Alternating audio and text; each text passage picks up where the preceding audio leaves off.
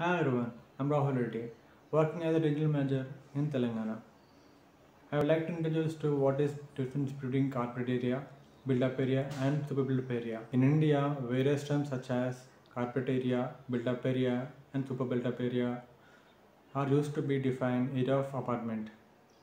If you are planning to buy an apartment, it is vital to understand difference between carpet area versus build-up area versus super build-up area.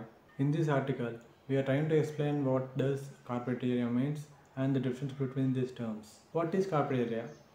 An area that can be covered by carpet or net usable area is called carpet area. The carpet area is the distance between the inner walls.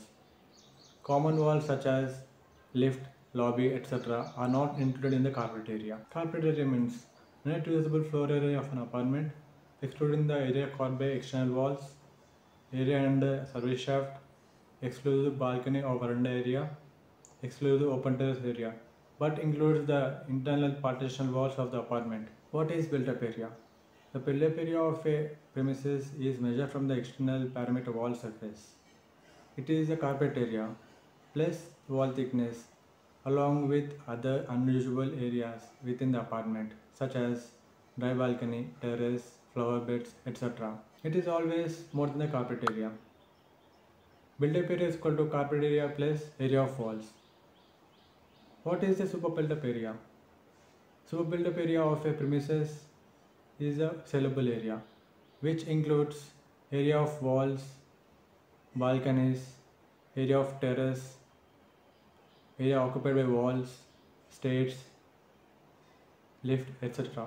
In some cases, builder includes amenities like pool, clubhouse and garden. Builder use loading factor on carpet area to arrive at the super built-up area. According to RERA, the carpet area, built-up area as well as share of the common area like stairs, lobbies that can be used by entire building is defined as super built-up area. Super built-up area is equal to built-up area plus common area.